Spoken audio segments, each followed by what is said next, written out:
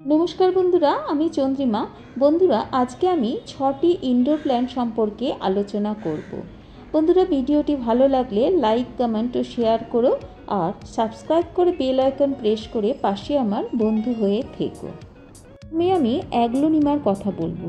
এটা মোটামুটি 10টা কালারের মধ্যে পাওয়া যায় আর এই কালারগুলো এত সুন্দর হয়, মনে হয় প্লাস্টিকের। আবার কখনো মনে হয় না, আসলটা দেখলে নকল লাগে, মনে হয় সত্যিই বোধহয় প্লাস্টিকের। আবার প্লাস্টিকেরটাও আসল মনে হয়। আসল নকলে তফাৎ করা যায় না। এটা মোটামুটি 8 ইঞ্চির পটে লাগানো উচিত, তবে তার থেকে ছোটও লাগানো যায়, আবার বড়ও লাগানো যায়। কিন্তু বড় লাগালে ভালো হয় না, কিন্তু ছোট লাগালে সেটা আরও সুন্দর করে ছড়িয়ে পড়তে পারে। আর এই গাছগুলো বেশি রোদ সহ্য করতে পারে না, বেশি জলও চায় না, বা বারবার জল দিতেও হয় না। 4 দিন পর একবার চেক করে তবেই জল দিতে হয়। অতিরিক্ত রোদে কালার চেঞ্জ হয়ে যায় আর পাতা ঝিমিয়ে পড়ে। তাই এই ইনডোর প্ল্যান্টগুলি বাড়িতে যদি আমরা রাখি ঘরের মধ্যে, তাহলে খুব সুন্দরভাবে এগুলি বেড়ে ওঠে। তো দেখতে পাচ্ছ, আমি একটা ডাল কেটে 2টো ডাল লাগিয়েছিলাম, তো একটা নতুন পাতা এখন বেরোচ্ছে। আর আগের পাতাগুলো মনে হচ্ছে কি প্লাস্টিকের। দেখো তুমি, ঠিক তাই না? এগুলো অনেক প্রজাতির পাওয়া যায়, তবে একটা প্রজাতি আমার কাছে আছে। আর এইটা আমি আমার এক বন্ধুর বাড়ি থেকে নিয়ে এসেছিলাম। তো বন্ধুরা, দেখে বলো কেমন লাগছে অ্যাগ্লোনিমা। তোমরাও বাড়িতে অ্যাগ্লোনিমা লাগিও। অ্যাগ্লোনিমার এই ডাল থেকে যে নতুন পাতাটা বেরিয়েছে সেটাও প্রায় অনেকটাই বেরিয়ে এসছে।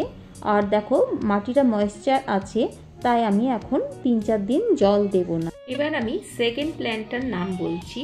এটার নাম হচ্ছে ক্যালেডিয়াম। অনেকটা ঠিক কচু পাতার মতো দেখতে। এটার কোনো স্টেম থাকে না।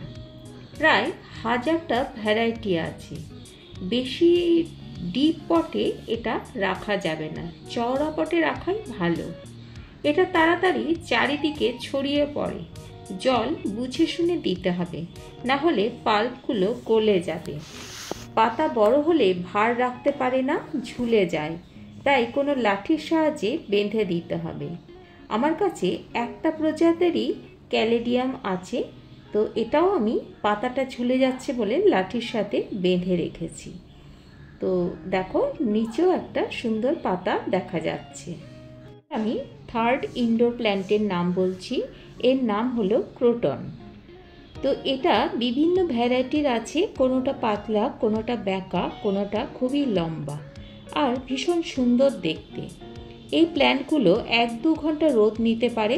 আউটডোরই প্ল্যান্ট এগুলো, তবে ইনডোরেও রাখা যায়। বড় টবে রাখা যায়, তবে 8-10 ইঞ্চির টবে খুবই ভালোভাবে রাখা যায়। এই প্ল্যান্টে জল দরকার, তবে খুব বেশি জল হলেও পছন্দ না, আবার খুব কম জল হলেও এরা পছন্দ করে না। এই প্ল্যান্টগুলো খুব সহজেই পিঞ্চিং করে চারা বানানো যায়।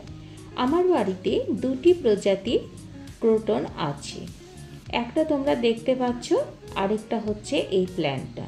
আর এর কালারগুলো যখন চেঞ্জ হয় না, খুব সুন্দর লাগে।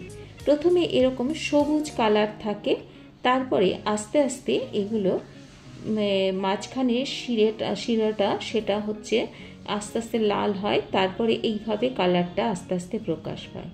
তো এর প্রত্যেক দিনের চেঞ্জগুলো চোখের সামনে দেখতে ভীষণই ভালো লাগে। আর ইনডোর প্ল্যান্ট হিসেবে এটা বাড়িতে রাখলে ভীষণই ভালো লাগে, তবে আউটডোরেও রাখা যায় এই প্ল্যান্টকে। তো তোমরা এভাবে রাখো এবং বাড়িকে সুন্দর করে সাজিয়ে তোলো। তো দেখো কেমন সুন্দর এগুলো হেলে দুলে নিজের রূপ প্রকাশ করছে। আমি ফোর্থ প্ল্যান্ট কোলিয়াসের কথা বলছি। এর প্রচুর ভ্যারাইটি আছে, কালারগুলো ভীষণ ব্রাইট, ভীষণ সফট। ডাল থেকেই সাধারণত চারা তৈরি হয়। আউটডোর প্ল্যান্ট হিসেবে রাখা যায়, কিংবা ইনডোর প্ল্যান্টেও খুব ভালো থাকে।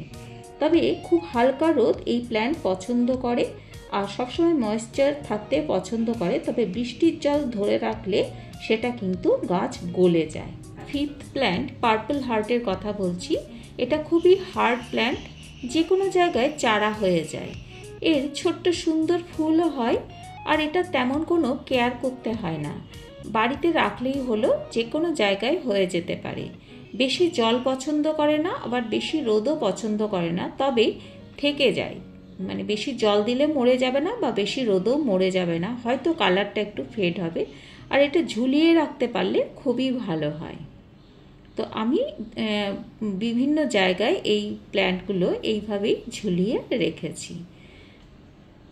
আর সিক্সথ প্ল্যান্ট সিঙ্গোনিয়ামের কথা আমি বলছি।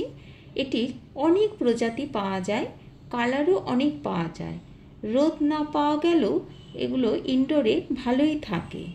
আর জল 7 দিনে 1 দিন দিলেও হবে। আবার জলের মধ্যেও যদি আমি এই প্ল্যান্ট রেখে দিই সেটাও ভালো মতোই গ্রো হয়। তো আমার কাছে 2টো প্রজাতির সিঙ্গোনিয়াম আছে।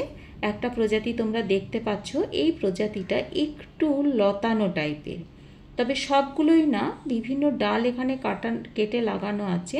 আর এটা শুধুমাত্র জলের মধ্যেই আছে। আর দেখো আরেকটা প্রজাতিও আমি এনে লাগিয়েছি। এই প্রজাতিটা সবে হচ্ছে, যে কোনো ডাল থেকে এটা